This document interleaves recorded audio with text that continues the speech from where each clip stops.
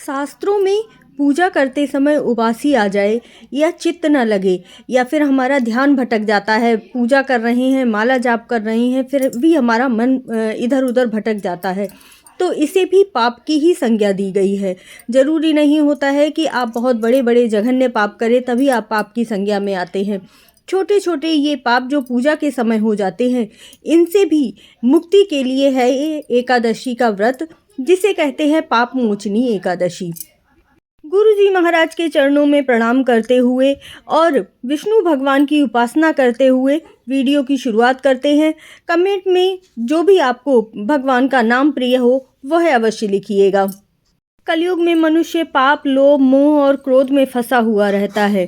गृहस्थ जीवन में छोटी छोटी गलतियां हो जाना और छोटे छोटे अपराध हो जाना बहुत ही सामान्य बात होती है। अर्थात यदि हम सुबह झाड़ू भी लगाते हैं तब भी हमारे हाथ से छोटे छोटे जीव मर जाते हैं। अगर हम पत्ते को भी तोड़ते हैं तो शास्त्रों में उसे भी अपराध की संज्ञा में रखा गया है।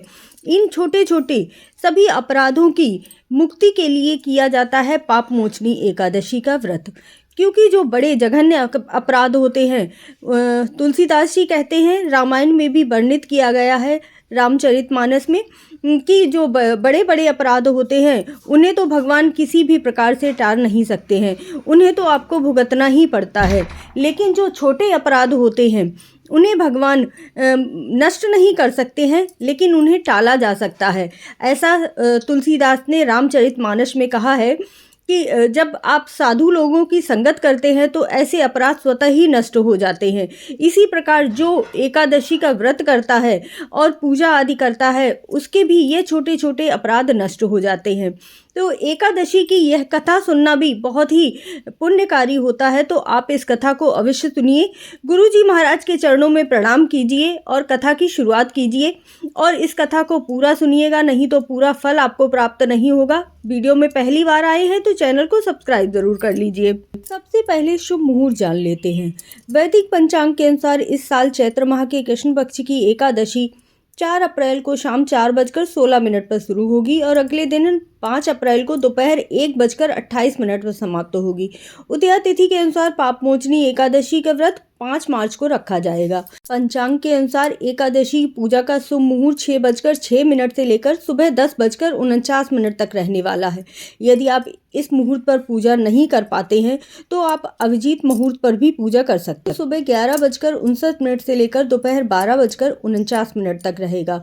तो सबसे पहले कथा सुन लेते हैं और कमेंट में आप जितनी बार भी लक्ष्मी माता का नाम लिखते हैं उतनी ही बार आपके ऊपर लक्ष्मी माता की कृपा होती है। तो जितना बार भी लिख सके जल्दी जल्दी कमेंट में ओम नमः शिवाय और लक्ष्मी माता का नाम जरूर लिखिए। पौराणिक कथा के अनुसार एक बार एक ऋषि कठोर तपस्या में लीन थे। ऋषि की तपस्या को देखकर देवराज इंद्र घबरा गए और उन्होंने इस तपस्या को भंग करने का निश्चय किया। ऋषि की तपस्या भंग करने के लिए इंद्रदेव ने मंजुषा नाम की एक खूबसूरत अप्सरा को भेजा। मेधावी ऋषि अप्सरा को देखकर मुग्ध हो गए और अपनी तपस्या को भंग कर दिया।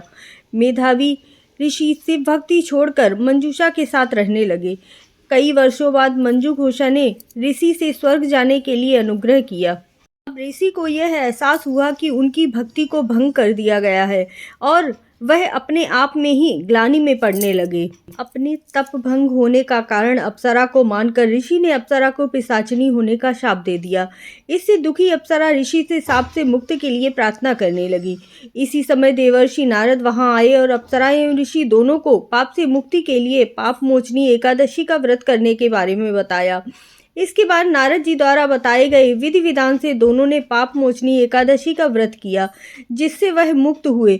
शास्त्रों के अनुसार इस एकादशी व्रत की कथा स्वयं श्री कृष्ण भगवान ने अर्जुन को सुनाई थी, इसीलिए इस कथा का महत्व और ज़्यादा बढ़ जाता है। आप भी इस एकादशी पर अपने छोटे छोटे किए हुए पापों से भी मुक्ति पा सकते हैं। ओम नमो भगवते वासुदेवाय नमः मंत्र का जाप अवश्य कर लीजिएगा। कमेंट ज़रूर करें।